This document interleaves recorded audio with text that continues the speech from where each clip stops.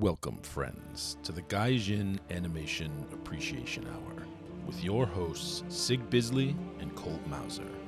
Before we get started, please be sure to like this video and subscribe for more content just like this. Now, let the animation appreciation commence. Halloween's over, kids. I hope it was fun, but now it's back to normal. No, I want Halloween back. It seems like an abbreviated season this year. I don't know. I'm going to declare November Halloween 2. I mean, the weather was fantastic where we are, but I don't know. Being on a Sunday, just wasn't feeling it. No kids running around. Nothing.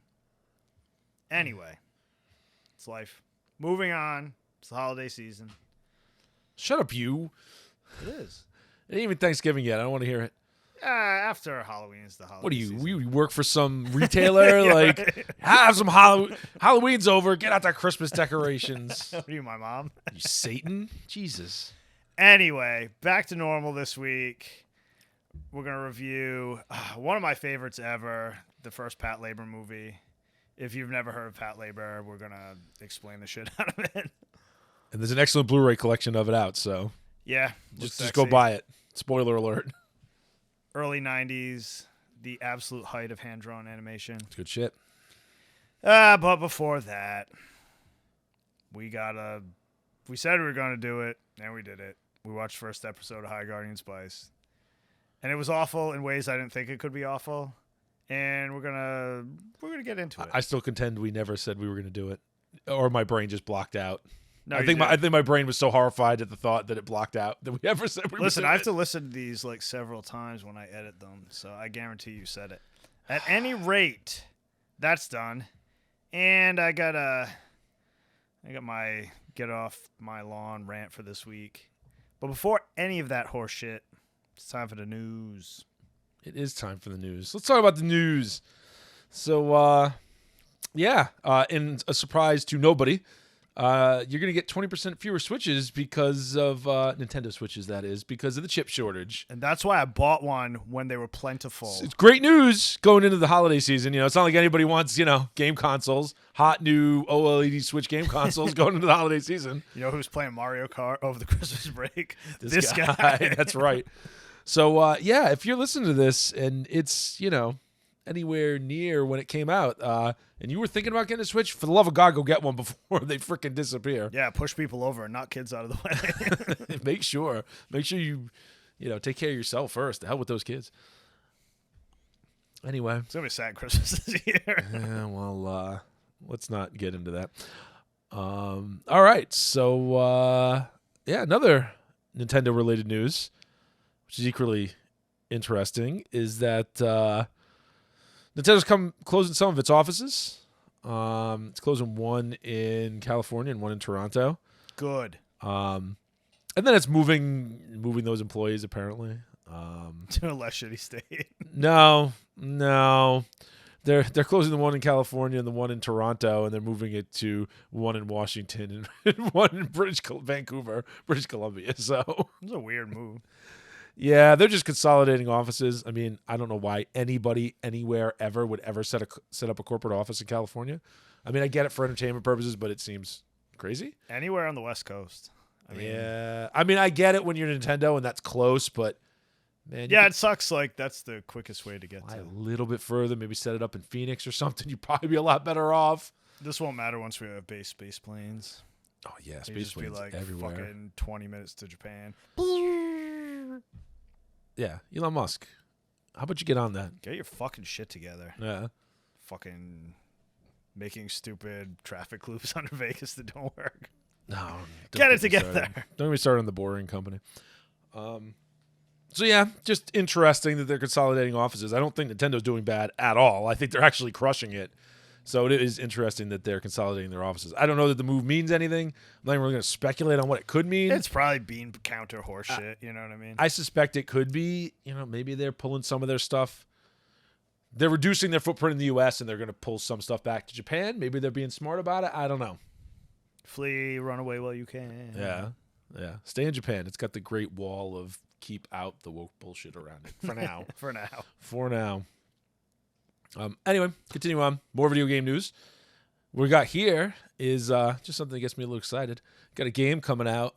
It's not coming out till 2023, unfortunately. So all there is a teaser now. But god damn it, it's a freaking Grandizer game. Holy shit! Grandizer, son. I'm excited. It's coming out for the PlayStation 5, the PlayStation 4, the Xbox, whatever, 8 million versions, the Switch, and the PC. God, it's fantastic. So that'll be fun. What's better than Grandizer?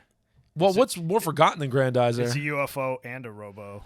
Yeah, man. And you always get Mazinger Z and Great Mazinger and everything. Everyone's always sleeping on Grandizer. Force 5, baby. They used to play Grandizer when I was a kid. Yeah, man. Just random episodes used to piss me off. I'm like, who are these people? What the fuck's going on? Yeah, you can't do that with a show like that, but Bummed me out. they did. But it's fucking amazing. So it is what it is.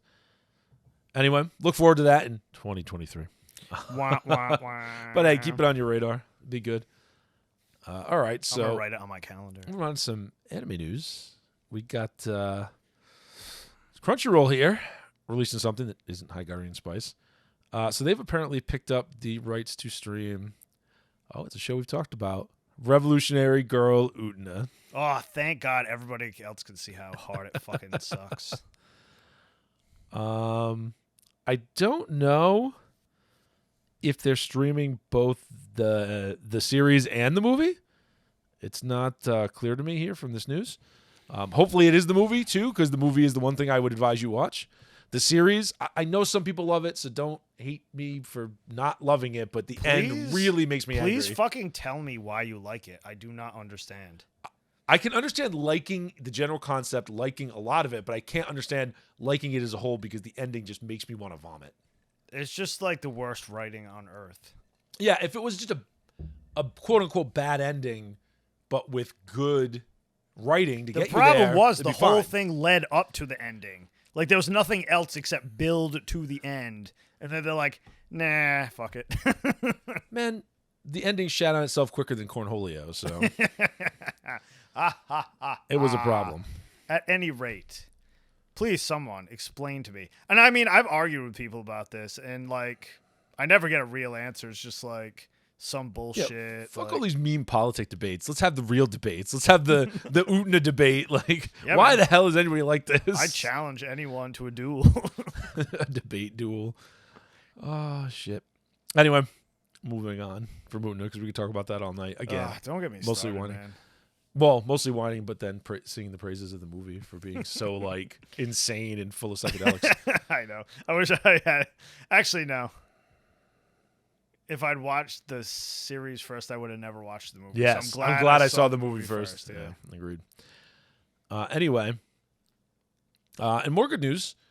So they're actually going to release Vampire Hunter D in audiobook form. Oh, that's kind of cool.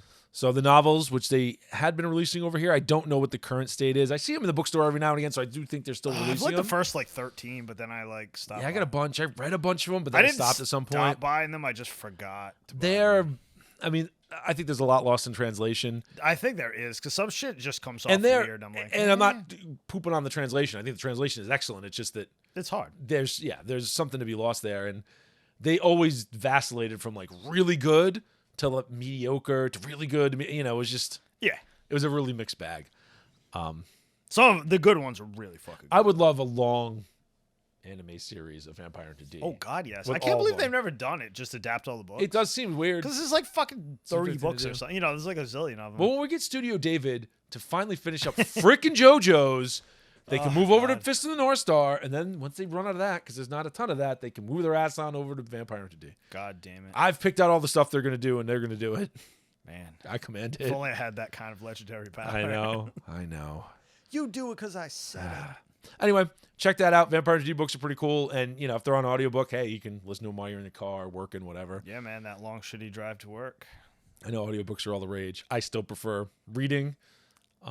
Me too, but I get I don't. Oh, I get it 100%. My time in my truck is fragmented. It's Yeah. It's a lot in a day, but it's just a few minutes here. My minutes commute, there. even when I have to do it, is only a half hour each way. It's not even. So I prefer, and I can't really listen while I work. So I would prefer to have, I like podcasts and stuff because it's easier. Yeah, I mean, we got friends that work construction and stuff, and they have to drive like an hour there and an hour back. And all day they're just hammering on some walls and installing sinks or something. You got a lot of time. It takes skill, but it doesn't necessarily take a lot of thinking. So you can do some audiobooks. So it is what it is. Anyway, moving on. So, and this isn't so much news, but just something to go check out. Not affiliated with the website in any way whatsoever, but Anime News Network does have an interview they have unearthed with Mamoru Oshii in English. It's short, so I would say go check it out just because Mamoru Oshii is an interesting character. He's one of those classic directors. And a fucking legend. And a legend. He directed the PATLABOR movie we're going to talk about today. Directed Ghost in the Shell, the movie, of course, not the series. Jinro, the Wolf Brigade. I mean... Oh, you know what? Is Oshii. We're going to do that next week. Are we? We're going to have to sit through all of Jinro? Yeah, I'm watching. Can I just skip the whole middle and go to the end, please? No, anyway, we'll talk about that next week. Cause I called it. We're going to do it. Jinro's fine. I like Jinro. Because I've been looking for a reason to force myself to watch it again because I kind of wanted to. But I'm never going to make myself sit through all the boring shit. Spoiler alert, it's still good despite the bitching we're doing right now. Anyway, there's a very short interview here. Go check it out. It's just always interesting to see, one of these legends give an interview that's in English too, because, obviously he's done a ton of interviews, but they're in Japanese. Oh, who was it? Oh, Kitamura. Oh, Kitamura's the best. He speaks excellent English. He did a really good. Where the fuck were we? Probably Anime Boston. Nah, it was Otakon. Otakon, yeah. Yeah. He did a panel. And it was really interesting because he speaks great English and I got a lot out of it. It was great. It was 15 years ago at the height of his power, but yeah. Anyway, it was good. All right. Anyway, moving on. So we talked about this a while ago. Right Stuff and Nozomi had put up a campaign to do a Blu-ray release of Dirty Pair, and it has successfully funded. So and it funded all its stretch goals. So that's awesome. Well, they were crowdfunding the dub, but you're going to get a Blu-ray release of it that's going to have the dub and the sub, so I'm 100% in. Yes. I did not kickstart it because I just didn't kickstart it. I will be buying it when it comes out, though, for sure. Oh, hell yes. I didn't. That was more me being asleep at the switch on that one when I should have just backed it, but I will definitely buy it when it comes out. And I suggest you do as well, because Dirty Pair is cool. It's fun. I have all the DVDs because I was super into it back in the day. Yeah, it's just a fun series. It's good. I miss that fun stuff. Crusher Joe. We got to get to Dirty Pair and Crusher Joe eventually, because especially Crusher Joe, it's very forgotten. You want to talk about forgotten classics? Crusher Joe is forgotten. Guess what? Crush. It has the best bumpers. That was only the third OVA or whatever that had those weird bumpers. It has the best bumpers in all of anime. All the time. Crush. Good stuff. It is good stuff. Anyway, it funded. Be on the lookout for a Blu-ray release of Dirty Pair. For flying Blu-rays. Hey, Right Stuff is done right by me, so. Oh, man, they're holding it down with all that old stuff. I mean, they got all the Gundam in the damn world out. I mean, that alone is huge. They did that awesome Tyler release. They did that awesome G Gundam release. Yes, I know that's Gundam, but that ridiculous box set. Nah, they crush it. I will always give them my money. I gotta give them props. Amazon 100% of the time. Yeah, hell yeah. All right, so Hollywood has once again found a property they'd like to ruin. So this time, it's Gantz. So I'll say this: was that a live action Gantz or was that CG that we watched? No, Japan did a live action one. I'm pretty confident. Was the live action one good, or was it the CG one? What was the one that we watched that was good? Was it live action or was it the CG? I think it was both. I don't think they've ever fucked up Gantz, honestly. Yeah. It's a pretty easy thing. I remember there's an orb and you had to kill each other. Yeah, it's another. I mean, obviously they're going to adapt it since Squid Game so huge right now. It's very Squid Game. But I mean, that standard trope has been around forever. Remember Battle Royale, yep. Sorry. So a guy who wrote on Arrow and Troll Hunters is writing it. Troll Hunters, the animated thing. Yeah. I watched almost all of that. I don't know that it'll be any good, but it's going to come out. I'm not going to say it's shit just because it's Hollywood, but they do find ways to fuck up damn near everything. So I'm not going to hold my It's breath. a very simple story. If they like inject it with weird politics, It is the kind of thing that is very adaptable to a Hollywood script. Yes. Like you could very easily adapt it and not ruin it, and it would be fine. Oh yeah, definitely. It's a very basic idea. I mean, Yeah. it's just a fucking game where you have to kill people. It can be done. Yeah, I mean, there's more to that, but it's I mean, yeah, there's other stuff going on, but it's your basic like death game plot. You know what I mean? Absolutely. So anyway, watch Squid Game. I suppose we could have talked about that today, but we don't have to because everybody knows about it already. Just go watch it. It's pretty damn good. Pretty solid. And here's Gantz. So another battle royale thing being adapted by Hollywood. I still think they'll fuck it up, but hey, we'll see. I would love to be proven wrong. If they're we're over the mountain, right? So I feel like if it's just being developed now, it has a prayer. That's how I feel. That's my white pill. Possible. We'll stick to it. At least it's someone who's written things before and not like, some random child they plucked off the streets. We'll talk about that later. Anyway, moving on to some weird news. So apparently, the Japanese are having a sumo tournament. Nice. The Wanpaku Sumo National Tournament. And there's going to be Pokemon all over the place. Banners, referees dressed up like Pikachu, whatever. Okay. Whatever you want. So that's pretty fucking heavily weird. sponsored by Pokemon, and we'll have tons of Pokemon stuff in there. And, they're trying to get younger kids to get into sumo, so sumo doesn't die off. Sumo's pretty awesome, actually. Sumo's pretty cool, man. I just like the idea of it. It's such a shame that like people fat would. guys trying to push each other out of a circle.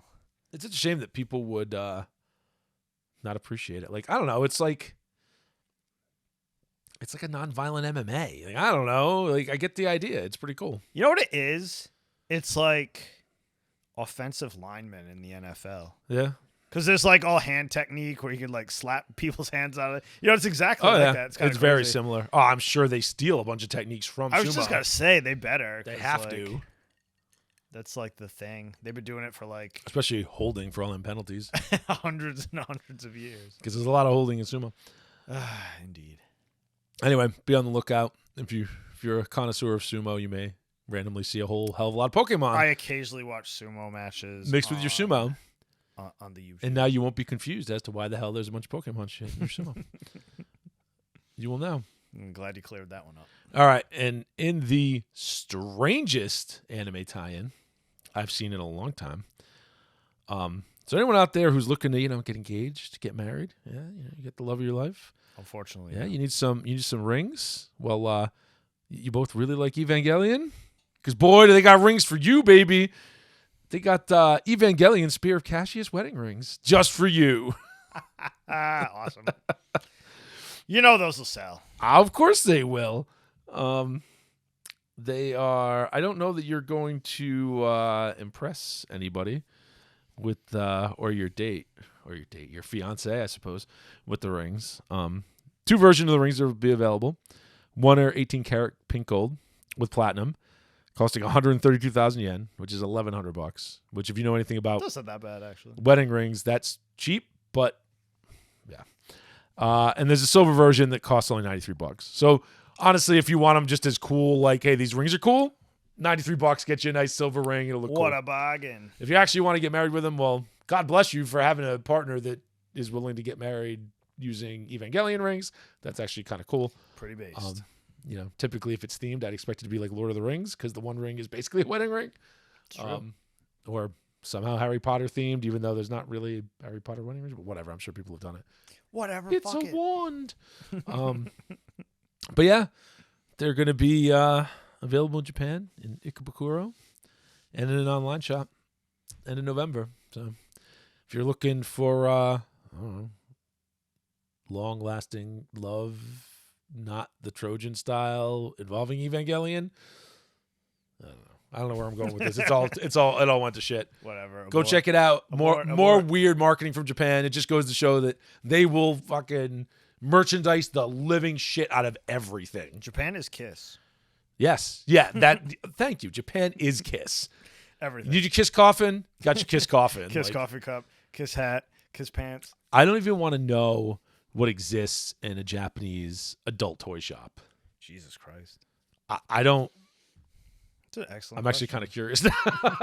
Now that I think about it, If I ever go to Japan, I just want to know. I want to know what evil lurks in there. I bet you there's a lot of tentacle apparatuses. Anyway, I hope so. If I not, hope I'd so be too. extremely disappointed. I'm going to be disappointed. Anyway, that's the news. And We got to do it. it's time. We sat our sad old asses down. We watched the first episode of High Guardian Spice. Yes. And it lived up to the hype. And by the hype, I mean it was exactly as bad as I thought it was going to be. It was really It was bad in unique and interesting ways, though. And it was kind of fascinating to watch. Because I do not... a lot of times when people go on and on about how bad something is, I just don't watch it because I don't want it. It's like, hey, smell this thing. It smells awful. Like, no. I just don't do it. Hey, look at this horrible picture. Like, no, I think I'm good. It's the shit my mom used to slap me for when I was a kid. Anyway, so I just kind of ignore it. But this one, I was like, we said we'd do it. I don't know if we were serious, but we said we'd do it. So we watched we did it. And it was just... it's basically a Harry Potter fanfic, like 100%. So, like, there's a double-decker bus and a goddamn train that takes you to wizard school, like, in the first, 5 fucking and it's minutes. about wizard school. I mean, that you just start with that. But, I mean, it's like a weird fantasy setting, and there's, like, a British-style double-decker bus. Like, come on, get the fuck out of here. And it's, okay, so let's back up a little bit. So, all the hype is, well, it's obviously going to be woke trash. The interesting thing is, it's not I mean, it is, but it isn't. It's not really woke like you would think it would be woke. No, that's what was, like, weird about it. It is poorly written, they didn't ultra-feminist garbage. Yeah, it's like a bizarre feminist fantasy. Like her father, who's the pink guy with the non-threatening, like, beard and ponytail. Yeah, he's like, he's got, like, the old man, bald guy ponytail. Oh, and he's like a baker... And her mother was like a warrior. Ooh, yeah, so strong. Her mother's like the chosen one, like super warrior, and he's like this pussy that like bakes. And her mother's named Mary Sue, I assume. I assume so. Everybody's named after stupid parsley. Oh, parsley, sage, rosemary. And I think there's a time somewhere, I'm sure. It was just very bizarre. And it was filled with jokes that I didn't understand and just like felt like one-liners that would just fell flat. Oh, like, and the main character is the worst person in existence. Yeah, they're all kind of sociopaths. It's weird. Total sociopaths. Let's cut everybody in line. He. Like, like the fat guy like falls through the floor and is like about to die, and is about to fall. And they're like, "Tee, now we can cut in line." And they just cut in line, and that gives us a reason to cut in line. It doesn't make any sense. There's no like, I don't know, no consequences. Yeah, like, they're not put forth as like lovable rapscallions. It's like, no, this is just the thing you do. Yeah, it's just like this is the standard. When somebody is going to plummet to their death, you step over their corpse and like skip ahead in line. It's just fucking bizarre. It's really, really weird. Like, when they're eating breakfast and, you know, the friend there, the witch girl, I don't remember their names. I'm never going to remember their names. Blue hair. I don't give a fuck. There's blue hair and there's pink hair. Blue hair, witch girl. There's blue hair, witch pink hat. hair, and munchkin. Yeah, well, she's got the freaking witch hat, right? So, in the other one, freaking High Guardian Spice, whatever chick is, she's got the freaking sword.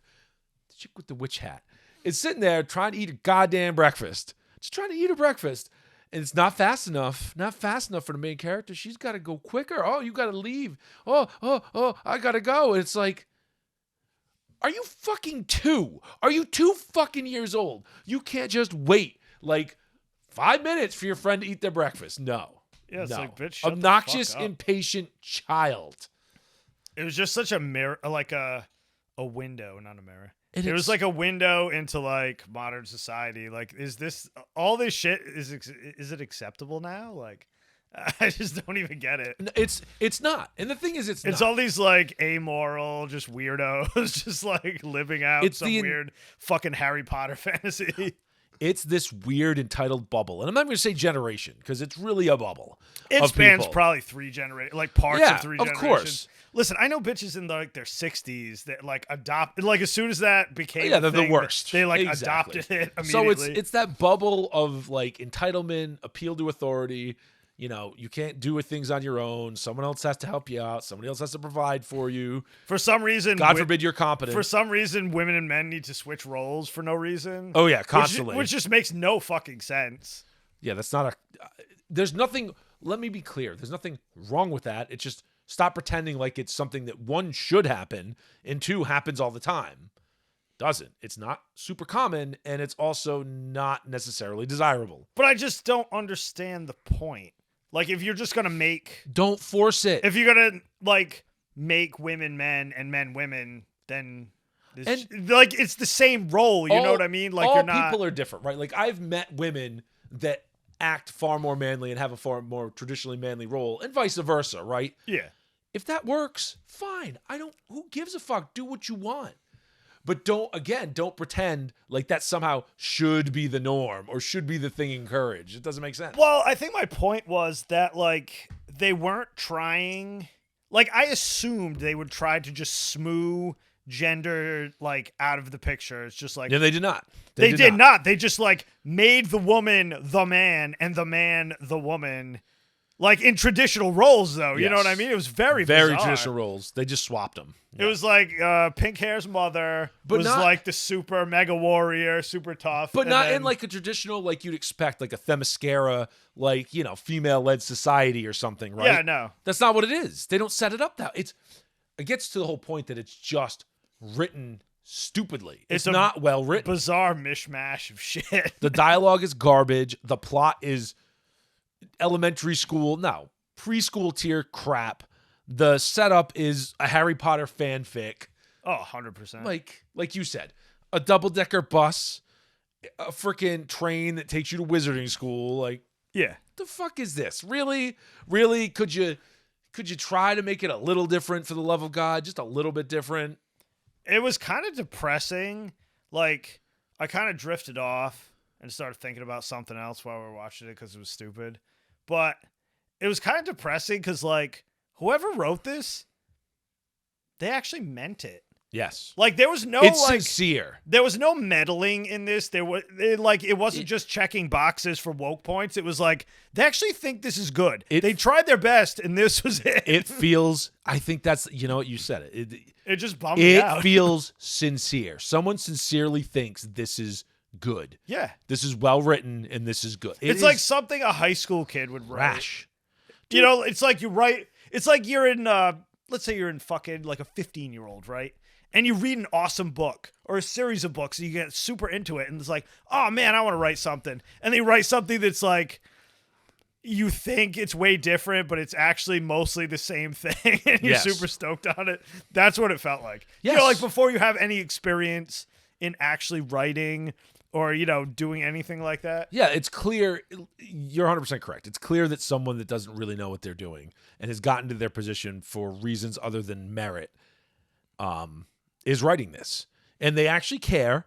It seems like they care. And it seems like they have a story they really want to tell. It's just not a very interesting story. Yeah, it's just very bizarre. We've had this discussion before. There are 5 stories. There's 3-4 different versions of shonen, right? And this is essentially shonen. It's got women, so it's not shoujo really. It's really shonen, right? It's got that same kind of feel, right? Same idea. Yes. And it's all about the execution. The execution is poor. The character designs are garbage. I mean, they are hot garbage. The character designs are terrible. Just super generic. Super generic. They got a bit of that Cal art style, which not in a good way. Makes me mad because I don't care. I'll defend Adventure Time to the fucking wall. Adventure Time was good and had that style. Adventure Time wasn't just good. Adventure Time was generationally good. It really was. One of the best things that happened in that fucking 20-year span. Probably. I cannot disagree. I cannot. And I know that might be a hot take. Some people will be like, ooh, it's woke. It's just, no. It wasn't woke at all. No. It was what woke wishes it could be. Yeah. It had some progressive storylines every now and again, especially towards the end, but it was still well written. I think it was anyway. Yeah, but who cares? I'm not against progressive storylines. I'm against shoving I'm against checking boxes and shoving your garbage politics up my ass. Well, while being terrible at your job. Yes, they were awesome at their jobs and there was no bad intentions. It was just not that I could tell. It was just it was all think about this. You know what I mean? It wasn't hey, you have to fucking believe this. It was no. Here's our perspective. Think about it. So anyway, we've done some bitching about High Guardian Spice. I'm just going to go into my bitching about essentially the same thing in general. There is like probably a generation and a half of people that have no life experience. And now they're getting jobs where they're allowed to write things like High Guardian Spice, and like they have no life experience to draw from. That's like exactly what that said to me. I'm gonna play. Like, I read a bunch of books and I've never like done anything in real life. Can I play devil's advocate? Yes, you can. Please do. Let me play devil's advocate. So I don't ever like saying it's a generational thing because, I mean, you can read shit from the Romans. I didn't mean generational as much as I meant like a time period. Yes, you know what I mean? but you can read shit from the Greeks and the Romans. It's the same thing. They have the same bitches. Everybody has the same bitches always, right? Oh, of course. And it's cyclical. What has happened is not that there aren't people with life experience that could write these things. Is that the people with life experience that could write these things are not allowed to write these things, and instead they have allowed people that don't have any merit to, leapfrog through the process because of other factors, because of other immutable characteristics. It's so easy to tell. Yes, it is. That these are just children who have never done anything.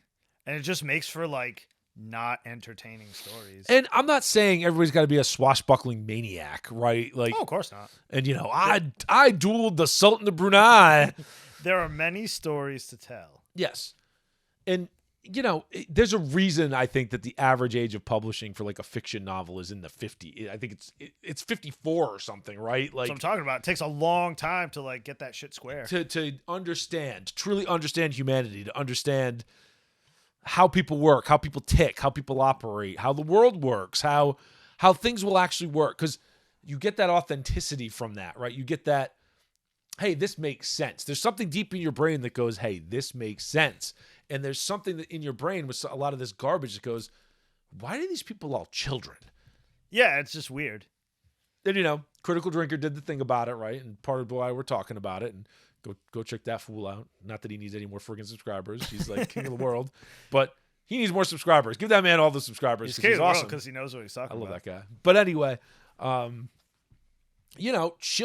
this is children writing for children. And I don't mean children as in they're young. I mean, they probably are, but children as in mentally they're children, and they're writing for people that are also mentally children. They act like a bunch of freaking whiny, foot-stomping, petulant toddlers.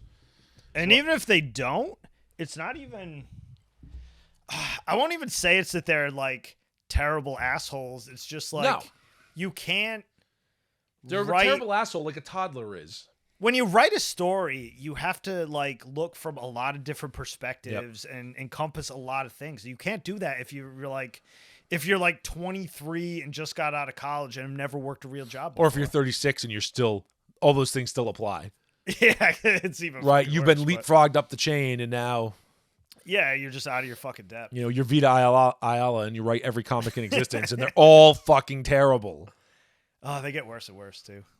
Wah, wah, wah. Because, again, we've bitched about meritocracy before, but it's the same refrain again. Mm-hmm. This is what happens when you let people get into positions to do things, and they get there not because they're good at it, but because of essentially nepotism, right? Like, nepotism is always a problem. This is just a different form of it, right? Rather than someone's daddy or granddaddy, mother, whatever, like, oh, you can come and do this, even though you're not competent. We won't talk about that rust shoot. Shoot. Thanks, Alec Baldwin. Zing! And that armorer and basically how that happened.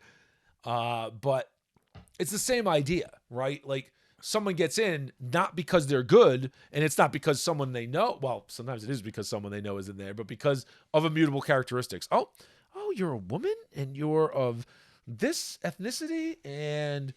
oh, you're also bi? Oh, apparently 98% of all women are bi. I never knew. Yeah, okay, yeah. You're good. You check 3 boxes. That's enough. Are your melanin levels above 9,000? Yeah, exactly. Like they got the paint swatch out and they're checking, right? We're getting to that point, but it's the perpetual problem. You let these people in and they get their friends in, and they suck. And I don't know that that's what happened here, but that's what it feels like. Because this doesn't feel like corporate garbage. This feels sincere. High Guardian Spice, and where I'm going back to that, so we're mixing a matchup, but High Guardian Spice feels sincere. Oh yeah, like they thought they were doing a good job, 100%. And that's why it was so weird and depressing to me. And they're competent. And you can contrast that with, I don't know, Lupin the Third. I'm going to bring it back Lupin the Third because I'm going to talk about it a lot because it's great. But you watch Lupin the Third and it's clear it's written by freaking adults or people that at least understand how to be adults. Even though it's wacky, even though it can be silly, it's written by freaking adults. Someone who's gotten screwed over by evil women. Doom Patrol. Let's go to Doom Patrol. Let's talk a little bit about Doom Patrol. If you guys aren't watching Doom Patrol, check it out. I think it's pretty good. I think it is.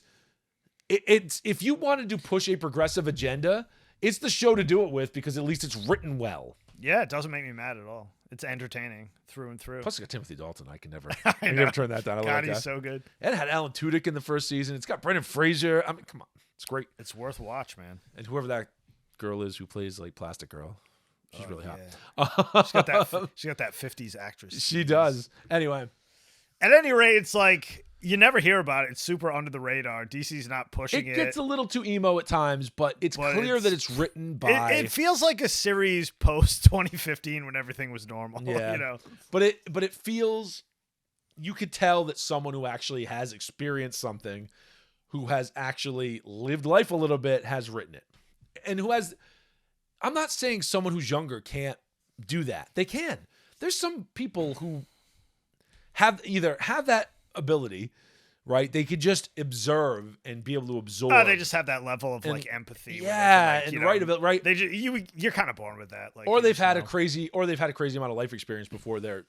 I know people that have had insane life experiences before they were 20. Yeah, true. Right. So, but you need something like that. It's not that you need to even live all this stuff. Like I was just saying, some people have that ability. Some people have that knack, that talent to really observe humanity and work it out. But people that don't know how to do that, people that don't really understand the human condition, can't understand the human condition. Well, that's why whether you like Dune or not, yes, it was a big boy movie. Like they were like Dune is a big boy movie. They were grown ass men doing grown ass man things. They have to think about grown ass women doing grown ass women things. It was like a lot of serious business written by an old guy who had clearly, it's very simple. Thought about it for a long time. Write it mature, right? Like write it as if your characters are smart, unless they're supposed to be idiots. But for the most part, write it as if your characters, they're consistent. They have an internal moral structure. They're following that moral structure. They are pretty damn intelligent. Don't write them like complete morons again, unless you want to write Simple Jack. But Simple Jack. Never go for retard. Write it that way, right? Write it as if they're smart and they're operating consistently. And then, where was I going with this? Write it as if they're smart because people will pick up on characters acting stupid, characters acting like morons, characters acting out of character, characters acting like toddlers. Characters acting out of character pisses me off the most. Yes. Which will bring you back to Utna, but I won't go there. Yeah, but you pick up on that, right? Because you have to, and with writing, it's hard because you have to be able to, if you want to have a character do something that's quote unquote out of character, you have to have some setups and payoffs, right? People don't do this enough anymore. Oh, of course, yeah. You need those setups. It's like writing 101 too. You need a setup for you to know, like, maybe they act one way, maybe they're super nice the whole movie, but at the end you find out they're a fucking serial murderer, right? Mm-hmm. But they're super nice the rest of the time. You need some setup where once that secret is revealed, you gotta drop some hints, yeah. Yeah, you can go back and go like, oh, man, I should have noticed. I should have known. Right? And it doesn't always have to be that hidden. Like sometimes the first time the thing happens, the setup, you'll go, oh, I know where this is going. Yeah. That's okay. If you execute it well, that's fine. It doesn't always have to be super secret. And not some people pick up on it immediately, some people won't. But just that simple little bit of setups and payoffs, people fuck up. It's an awesome... And there are no setups and payoffs in High Guardian Spice. None. I saw none. And there should be at least a couple in even a small episode. It has zero substance. Yeah. But it's an awesome example of big boy writing? Fucking Primal. Well, yeah, because there's no dialogue. There's zero dialogue. Until the very last episode. But yeah. there is a dinosaur and a caveman screaming at each other, and they like. There's so much emotion there, and like they just. The body language and emotion gets everything like, across. It's so fucking good. So, Genndy Tartakovsky is a fucking genius. oh man, the writers too. I don't know who wrote. Yeah, I don't know who else have was to go involved. back and I'm look, just saying, but- oh Genndy my God. Tartakovsky. Like to is a get genius. that much across to the audience with zero dialogue is fucking. It's mind blowing. It's mind blowing. We will talk about Primal in depth at some point, but If yeah, you haven't watched it, go watch it right the fuck now. Primal is like if you want really difficult writing 101, that's the way to do it, Yeah, right? I mean, it's there's just no dialogue. It's a fucking masterclass. It's way harder because there is no dialogue, right? But I mean, the amount they get done with no dialogue, and like you see these people that like just graduated elementary school apparently, like trying to write an entire show. Yeah, it's it's just ridiculous. it's interesting. It's just interesting. That's the difference between like a master and And not even a novice. I brought up Critical Drinker. Go watch his video on that because that is 100%. Like it will explain to you. He does the comparisons with Star Trek, and they're good comparisons of what's garbage and what's good, and what's good writing, what's bad writing. But it's an endemic problem. It's a systemic problem, right? It happens everywhere, and you see it in anime. I mean, you see it even in Japanese anime that isn't woke at all. And it goes back to I think it was Short Fat Otaku's point. And he's right that you got to be careful about using the word woke for writing because woke's a combination of things. It's incompetent writing combined with an agenda that they're trying to push, a specific agenda, right? But at the end of the day, the thing that really fucking matters is the bad writing. Oh yeah, definitely. Is the bad writing. Because if it was written well, you might enjoy it. You might not. You might just say this isn't for me, but you would at least appreciate that it was well written. The whole point is pushing good writers out to let check boxes move in. That's the whole. Yes. That's what killed it. It's not because you can get those same points across and be an excellent writer, and it will actually work. Yes. Like Adventure Time and a lot of other. You things. need to tell the story first, and you need to tell it. Again, you have to take into account the characters. I've said this a long time ago, and I still think I believe it. Characters are the most important thing in a story. By far. You either have likable characters or you don't. You will forgive the most Game of Thrones. stupid, cockamamie, garbage plot for good characters. Oh, hell yes. Right? I do it every day. And the opposite is not true. You could have the most intricate, balanced, awesome, like, oh my God, this is such a good idea, great plot. And you have shitty characters, people are going to go, wow, that was a great idea, but they fucked it up so bad I don't like it anymore. Right? I've said that it happens 1,000 all times. the time. But if the characters are likable, it doesn't matter how stupid the plot is. You're invested. And you will believe you can get away with so much shit when you have good characters. Oh, of course. Listen, all shonen manga. Look, Prometheus. Oh, God, yes. And Alien Covenant. I'm really jumping around now. Like, you want to talk about unlikable, shitty, dumb characters? Both those movies are full of them. Oh, my God, when that fucking guy pulls his helmet off. Yes. That was when I was done. I'm like, no. They're all dumb. Prometheus, the idea is it's a great idea for a movie. Oh, it was heartbreaking because I just wanted it to be Alien Covenant is not a bad idea for a movie. It really isn't. And it's not a bad follow-up, except the characters are so shitty and so annoying, you just don't care.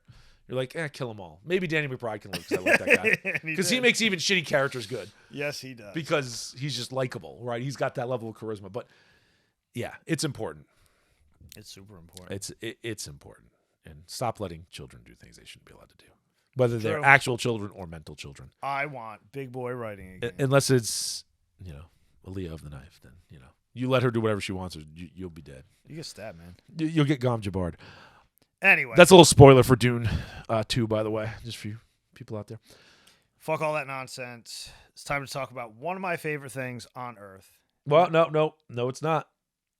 We got one more topic in the middle, son. Oh, my God. I just want to talk about PATLABOR for fuck's sake. We'll talk about PATLABOR. We'll get there. Okay, fine. We'll One more get thing. there soon. One more thing. One more thing I want to talk about. I'm a petulant child. It's all right. Stamp my feet. It's all right. I just have some existential dread. And I have some existential Yeah. dread. Sorry. I forgot about this. Because I also have existential dread. Because the man who, you can't what is it about his style? You can't defeat his style. You can't defeat his style. Mark Zuckerberg has announced Meta, the metaverse, whatever the fuck you want to call it. And it's like he read Ready Player One and thought it was a goddamn instruction manual on how to make the future. Like, ooh, a bunch of poor assholes in Columbus, Ohio in the future living in ridiculous, like, trailer park stacks? That's a great idea. Let's make it happen. So he's announced Meta, which is, Facebook bought Oculus for a reason. I suppose we probably should have seen this coming, and some of us, I think, did a little bit, but I don't know if anyone really thought they'd commit this hard to it. Yeah, I didn't think he'd go balls out the way he did. Like, let me basically create a second world for you to live in, for you to VR live in. You can do everything in this world. You can learn. You can do whatever, right? Derp. Socialize, get your fucking, dick-sucking attachments, and you can have virtual sex. Like, it's Wow, goddamn Demolition wow, Man. Wow. Like, it's goddamn Demolition Man. Maybe you'll learn how to use those fucking 3 seashells. Demolition Man was like... Yeah, we'll talk about that someday, too, just because it's so awesome. And it explains far too much about what's going prophetic, on. man. I know. I just thought it was a cool... In the worst fucking way. I just thought it was a cool Wesley Snipes, Sylvester Stallone fucking action movie. Remember back when you were a child, not. Innocent child, and you were just watching fucking... I know. This 80s cool action movie where you watched Sandra Bullock made your pee-pee tingle a little bit. Because, man, was she hot back then. And Sylvester Stallone... My TP tingle a little bit too, just because he's Sylvester Stallone, man. I don't know what to tell you. Yeah, it's too short. Wow. Ouch. Hey, he was married to freaking, I almost said Bridget Bardot. Jesus Christ. Bridget Nielsen at some point, and she's like 6'2". So. Yeah, that's true. Anyway, so is enough about Sylvester Stallone and Bridget Nielsen. She apparently likes short dudes. We're talking about the current day. It's not Demolition Man, because Demolition Man didn't do it, but Ready Player One. Like, let's just put everybody in pods and have them do everything online. And look, I get that there are some benefits, right? Like, a VR class is certainly going to be better than a Zoom class. And I'm not saying you should have to do it, because in person will be better. In person will always be better. But, if you have a class, and there's some limitations here, but you have an actual good professor that people want to and should learn from, and you could have 300 people from around the country, around the world even learn, VR is going to be better than Zoom or something else, right? It just is. That's true. Like, to me, Zoom is not much better than just watching a damn video on YouTube, except maybe you'll get a chance to ask a question. The VR, you could do a little more, right? Like, you could have side conversations with people and do some other stuff that isn't necessarily going to happen otherwise. If it were altruistic, that would be great. Yeah. But I'm sure it's not, because nothing is. I mean, it's about money. It's also about power, so you can make more money, which is the disturbing part. My perspective is, I would love them to take all annoying NPCs and jam them into fucking pods so I can have more space in the real world. I like a lot of this. Is I won't mention his name, because even though we have very little subscribers, we'll probably get yeeted off of YouTube for even mentioning his name. But this is his theory, right? That this is his existential dread. That what if the very elitist people at certain organizations like the World Economic Forum are actually right, and you need to stick a huge portion of the population in pods, and so the rest of us can live like humans. And it ties back into Dune. They didn't mention this. Well, actually, no, they did mention this in the movie. I got to watch the movie again. Are you a human or are you an animal? Like, the first test that the Bene Gesserit mother, Moyam or whatever, tests Paul Atreides on is, with the box in the Gom Jabbar is, are you a human or are you an animal? Like, an animal will gnaw off its hand to get out of here and won't care. But a human can sit there and take it. Fucking take it. Yeah. So, is that what's, is that what it is? Is it to put it in Harry Potter terms for those of you out there who can only exist on Harry Potter analogies? Is it a sorting hat? Is it the, you're mostly useless. You're a useless eater. You can sit there online and live your online life and pretend you're Kirito and not to get too deep, but what do you do with all those people? I mean, things get You will live in the pod. You will eat the bugs. You will own nothing, and you will be happy. Well, I yeah? mean, there's going to be a point where robots do a lot of stuff. Of course there is. That's We're going to already- happen. We're already kind of hitting that point. They keep threatening that, and they've been threatening it for like 30, 40 fucking years, and it hasn't happened. So I don't think it's anywhere as close as people think it is, but it will happen eventually. Unless we have our own Butlerian jihad. That's the climate change thing, too. Or dark age of technology or whatever, right? Yeah. Like, but that's the climate change thing, too. Like, yes, stuff's going on, but they've been threatening the end of the world in 10 years. In one form or for another. 40 fucking years. Sometimes it's going to be an ice age. Sometimes we're all going to burn up. Who knows? You know, I'll be clear here. Climate change, 100% is real, and it happens. Why it happens or who causes it? Hey, I'm not going to pontificate. That's not what this podcast is about. But clearly, based on core samples, the climate does indeed change. The climate has been steadily rising every year since 1700. Perhaps people should look at sun activity, but we won't get into that. Anyway, my point here is fossil fuels since this semi-dystopian nightmare we find ourselves in, is being exacerbated potentially by the Zuckerberg giving us frickin', basically the solution from Ready Player One. I have a lot of feelings about that. I know. Because it could actually be cool. I 100% think that all people deserve all the freedom all the time. I am the most... If they want it. I'm the most freedom-loving maniac on Earth. Yeah, if they want it. What if they don't want it? Well, but that's their freedom to not want it. So that's I would still prefer, a form of freedom, right? I would prefer if they don't want it, rather than trying to take away everybody else's freedom, so that everybody's dragged that like crabs in a bucket to the same level. Mm-hmm. You don't want it, so you go to Podland over here, and you have your fun, and the rest of us will be enjoying actual freedom with all the dangers. So it instead entails. of championing Marxism, yes, and general socialism, all the people who are into that could go live in their pods, and I can enjoy no traffic. It'll be like the Matrix, We'll make their super utopia, and then it'll fail miserably because people can't live with a super utopia, and then we'll just make, I don't know, humanity as of 1999, and they can live in a jagged Minecraft-ass looking fucking VR world. That'd be funny. Everybody's just going to live in Minecraft forever. I would enjoy it. I'm building stuff. Fuck you.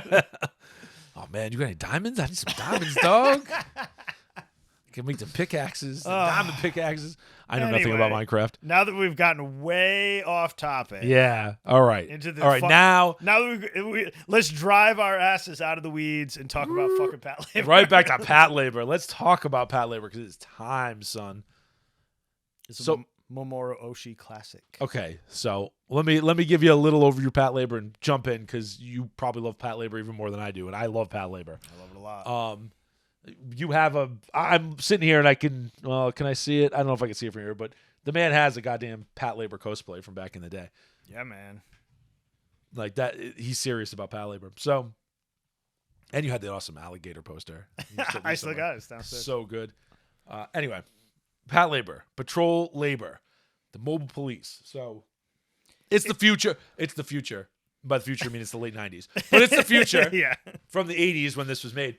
And they have work laborers, and they're just work robots. Like they're just bipedal, quadrupedal, Connie tank, whatever. They're various robots. Engineering caught up to the point where you can make humanoid robots that were like so precise. Not necessarily humanoid, but like they're all mostly because a lot of them are crabs and other stuff, but they're not all bipedal. But things with legs and wheels on them rather than anyway, they're precise enough just where they could do delicate construction work.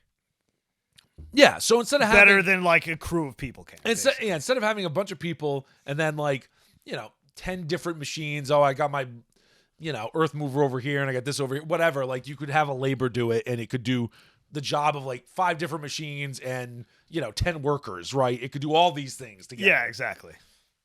Which is the natural progression. So that's the idea. But then, of course, when that happened, there was going to be a rise in labor crime. Some people were going to use these things to, like everything else on crimes. Earth, it's going to be used for evil. So if they're going to use it for evil, and they don't go over this much in the movie, so this is more about the series and whatever else. Just watch, spoiler alert, just buy the box set, watch it all. It's all good. There's nothing The bad. Blu-ray box set is not very expensive, and it'll be the best purchase of your life. It's all good. I'm not going to say it's the best purchase of your life, but it's really good.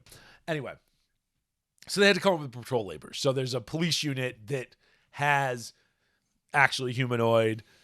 They have laborers to fight labor crime. Exactly. That cops run. It's kind of the same thing as Gundam, really, where it's like construction. Yes. And then someone used them for war, but this isn't war. Yeah. Although they do have. This is just standard. They do have. They have hell divers. Oh, right? Yeah, like the military has them. They do have military laborers because, of course, they do, right? Sexy hell divers. And the laborers, they're smaller than in Gundam. Gundam's like 18 meters tall. These are like 8 to 12. Yeah, they're like bigger than Votan. They're like a few smaller stories Gundam. high because they're made to work inside cities, basically. Yeah. And then you have a cast of characters, and you don't get to appreciate them as much here. Again, this movie you can be enjoyed on its own. So don't take anything we say as, you can't just watch the movie. You could just watch the movie and enjoy it. Oh, they explain great. everything. Yeah, you could. It's great. 100%. You will enjoy the movie more if you've seen the series or at least watched. Like, honestly, you could watch the 6-episode OVA, which is the original. There is a, what is it, a 50-some episode series? Yeah, there's a series. And then an OVA that, like, finishes up the series timeline. And but then there's OVAs. There's an original OVA that came out before the series that's not in the same timeline. Yeah, and the movies are in the OVA timeline. Yes, I think so. No, they are, yeah. Yeah. It's not 100% clear, but I think they are, yes. But it doesn't matter because if you watch that 6-episode OVA, or 7, it might be 7. Ooh, I could be wrong. Regardless. I think it might be 7. If you watch that first OVA, it would give you all the setup you need. You wouldn't have to watch the whole series. I say watch everything because it's great, but... No, it's definitely in the same timeline. It's worth it checking out. Sure. I will take your word for it. Like I said, they assume you know who Kanaka is. You know what I mean? Yeah, but Kanaka's in both. Yeah, but they're not in the series timeline. Okay, fair enough. There's a lot of crazy shit happen. Yeah. Well, there's no Griffin. Listen, I read it. It is definitely I believe it. in that kind. Okay, so regardless, the movie. So the movie, we already talked about labors. We set that up for you. It's the near future then. It's now the past. But whatever. And they are Late designed by Yutaka Izubuchi. And they are fucking amazing. Great designs. Great designs on the laborers. Great designs Some of the best robot designs ever. They're great. I think they're really cool. And the actual PATLABORs are they're so cool looking. Like, they got giant revolvers and giant fucking shotguns. And they have cool, police fucking, and they have police lights on the and shoulders everything. and stuff. Yeah, I know, super liking the cool. police isn't cool, but these are Japanese police. It looks cool. Anyway, so the movie. So the movie is about, it starts out at the beginning, a random scientist just, jumps off a freaking... It looks like an oil derrick almost out in the middle of the ocean. Yeah. Drill about it and kills himself. And you're like, what the fuck is this? By the end of the movie, you'll understand. But there's a new operating system they've installed in a lot of laborers, and all of a sudden laborers start going berserk. Right? And they have to try to figure out. It's a mystery story. Some of them aren't even piloted. They just, they're going autonomously yes. crazy. At one point, that's not a thing in PATLABOR. There are no, Yeah, they're not supposed to be autonomous. They're all piloted. They save... they save this one guy whose labor's going crazy. It's a construction labor. It's going crazy. They actually save him out of it before they deal with it. And it even reactivates itself, which is it's crazy. It's crazy, right? But a lot of it is a mystery story, right? Don't expect it to be super action-packed. The interesting thing about PATLABOR is it's more character-driven. It's Mamoru Oshii, so of course. It's based on, robots, and that's, a very big part of the world. And there's some awesome robot action. There is. It's a very character-driven, basically mystery story. Yes. It's basically a cop show. It's basically a cop robots. drama. Yeah. A detective drama, It's right? an excellent detective drama with robots, basically. Anyway, great characters. You got Noah Azumi. So the series is really about Noah Azumi, which is... She's the main character. Yeah, she's the kind of tomboyish main character. The greatest autistic tomboy ever. She's great. She's just all about... She loves labors. She loves labors. Alphonse, her patrol labor. She names her robot that she pilots. And she's really awesome. She's an awesome character. She's extremely competent.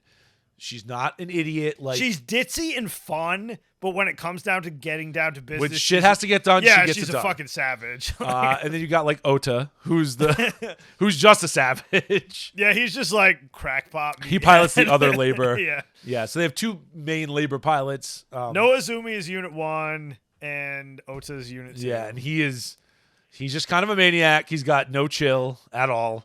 And he's just a fucking maniac. But he's actually a good cop. He's just crazed. Yeah, he's just like, he's the like super hot-blooded justice guy. Yes.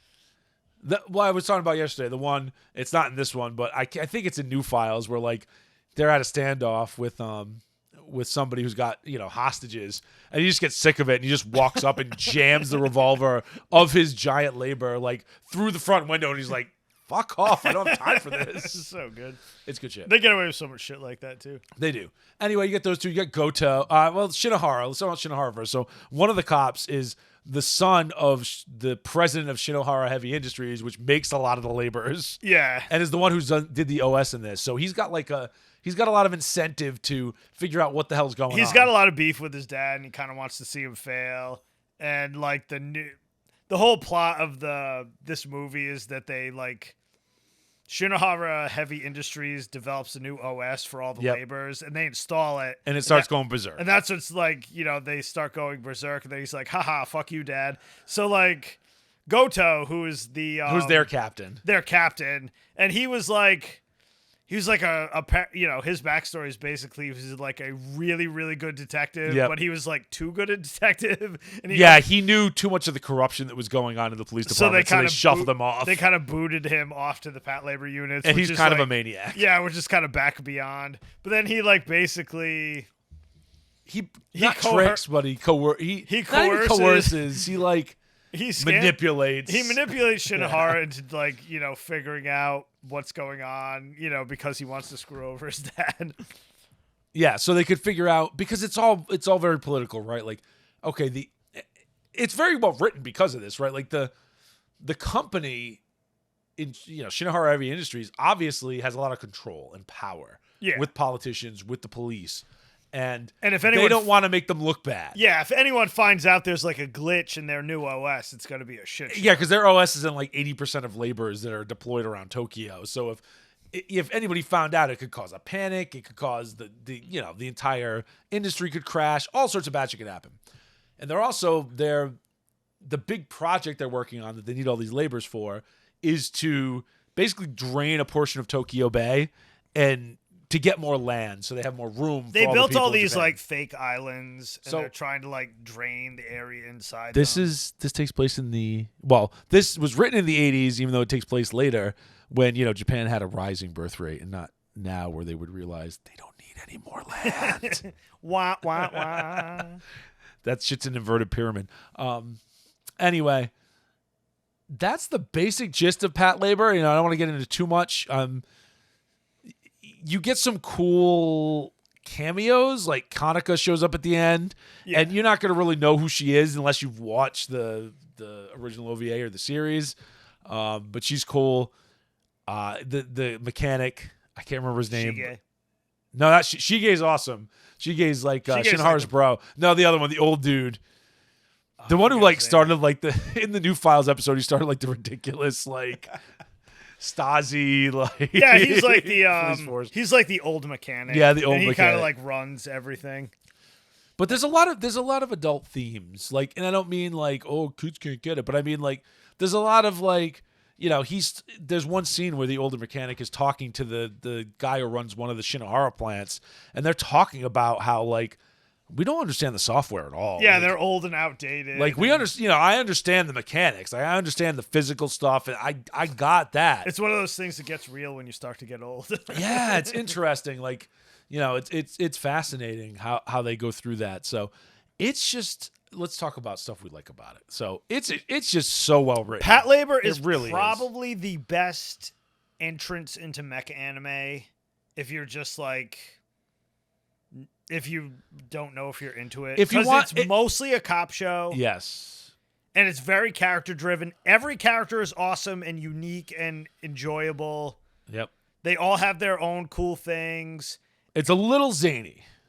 Even the movie gets a little zany. It's Mamoru Oshii, Yep. and he does the standard super wacky, super serious. But it's way less serious than like Ghost in the Shell. Like if you've seen Oshii, most people, if they talk about Mamoru Oshii, they've seen either Jinro, which we'll talk about, or they've seen Ghost in the Shell, right? Like those are the two Oshii things most people have seen. And in either case, they're super fucking serious. But in PATLABOR, super wacky. Sometimes. It gets a little wacky at times. This is my favorite Oshii stuff. It really is. Oh yeah, because so the mix, he's so good at the mix. He's but so he's good really, at balancing it. Yeah, he's really good at like that political stuff. You know, like a lot of that story is just like politicians. Oh, the intercop politics, like like it's the whole play between Shinohara Heavy Industries, which is like a huge. It's very like what's going on now. Huge company, the government, and then and then the police trying and to how they enforce it, and then even within the police, like how the higher ups are more political in nature, and then how they're. It's not even, I don't know if they're a captain. Whoever's in charge, it's the guy who's in charge of all the mobile police, but you never see in the goddamn series. Yeah, he's just there. He's just kind of there, and like he could be the fall guy, and then Goto and Shinobu, thank you. I've watched a lot of PATLABOR. Yeah, exactly. They have the whole thing. That whole episode where they're caught in the love hotel is interesting. But, yes, it's not pornographic, but it's interesting. It's wholesome. All of PATLABOR is wholesome. Yeah, PATLABOR really is. It's just good. So, animation. Oh my god. This movie particularly, it's like the height of, I think it was 89. It's 90. the height of hand-drawn I think it was animation. 1990, actually. It's always held up there. It's always held up there as one of the best animated movies ever. It's up there with Do You Remember Love, which is, to me, I think that might be the prettiest one. Probably the pinnacle. Akira might be prettier, but maybe. Akira is very pretty. Do You Remember Love is extremely pretty, but Do You Remember Love, it murders the plot of Macross. We'll get into that someday. It's really fucking terrible. How much better the series is than the movie. Even though I know people love the movie, so sorry. I'm sorry. It's just the movie plot is nowhere near as good as the series for my dollar. Akira kind of butchers the manga plot. But that's even the creator admits that because it's a lot of shit to fit in a movie. Well, and he did it before the manga was done, so there's volume, whatever. I have the manga. I got to read it someday. Regardless, I have that awesome box. Another topic for another day. Oh, I forgot you bought that. Yeah, I do have it. But the animation it's just so pretty. Just the detail on the buildings and shit. Yes. Like when there's two detectives that are just like investigating. They're investigating the just regular the guy cops. who kills himself at the beginning, who's the programmer of the OS. They're investigating him. So there's a little bit of side plot with they have nothing to do with special vehicles, section 2. They're just regular cops. They're doing it because Goto asked them. Yeah. But there's a lot of shots of them just like walking through abandoned cities and stuff. They're just pretty. Some of them are just silly because it's like obviously just there so it can look cool. So it can look pretty, yeah. But Mamoru Oshii has that thing that he loves to do, where he loves to play that like, not tribal, but like almost Far Eastern. I don't mean Japanese, but like Indian almost music. Yeah. Ghost of the Shell does it all the time, where like he plays this drums and whatever music while he shows really pretty landscapes and whatever. He does that in this. If you watch this, you'll be like, oh, that's just exactly the same thing he did in Ghost in the Shell. Yeah, right. It's so Oshii. He doesn't do it as much in Jinro, but anyway. Yeah. But regardless, the detail on the buildings and shit, oh my God, just like pay attention to it. Because that's like all those scenes are for. It is like, just picture somebody drawing that. Like by hand. It's fucking insane. It's very pretty. I also gotta say, like the plot in general is good, and I love that they have to have the last final showdown at the end. We won't talk about it, but the last final showdown at the end. They have a showdown at the end with mech on mech action. That's just it's perfect. It's exactly what should happen. It's very good. It's very satisfying. Very satisfying. Absolutely.